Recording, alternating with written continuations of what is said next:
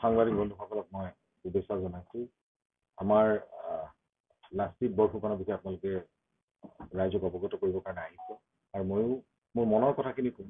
সুদীৰ্ঘ 6টা বছৰৰ পিছত মই থিয়েটাৰলৈ আহিছো। এইবাৰ যিটো ইতিহাস থিয়েটাৰৰ 2024-25 বৰ্ষত মহাবীৰ লাচিত নাটকখন মঞ্চস্থ কৰিবৰ কাৰণে আমি থিৰাং কৰিলোঁ। সেই মহাবীৰ লাচিতৰ যিটো বেশভূষা সাজ সজ্জা সেইটো ক্ষেত্ৰত কিছু বিভিন্ন মত প্ৰকাশ কৰিছে আৰু মই সেই চৰিত্ৰটো যেতিয়া অভিনয় কৰিম মই সেই সাজ সজ্জা পৰিধান কৰি পেলাই মই ফটো তুলিছোঁ।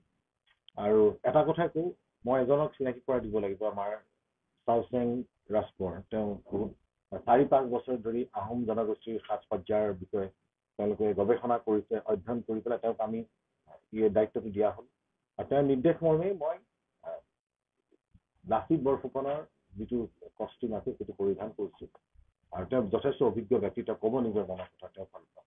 আমাৰ এটাই উদ্দেশ্য হৈছে যে অসমীয়াৰ শৌৰ্য প্ৰতীক লাচিত বৰফুকনৰ বীৰত্বৰ গাথা আমি নতুন প্ৰজন্মৰ মাজত প্ৰচাৰ আৰু প্ৰসাৰ কৰাটো আমাৰ প্ৰধান কৰ্তব্য।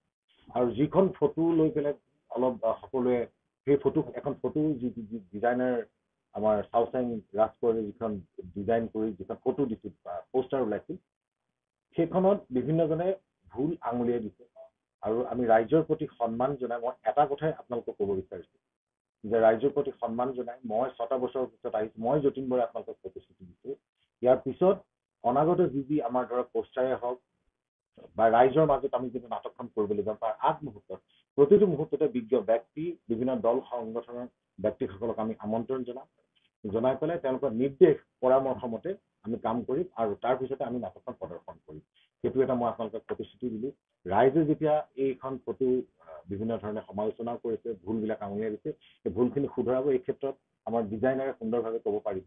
মই আকৌ প্ৰতিশ্ৰুতি এটা কথা কৈছোঁ অসমবাসী ৰাইজক, আজি এই যতীন বৰা হৈছোঁ আপোনালোকৰ মৰম স্নেহৰ কাৰণে। আপোনালোকৰ ৰাইজে বেয়া পোৱা কাম এটা মই কেতিয়াও কৰিব নোৱাৰোঁ।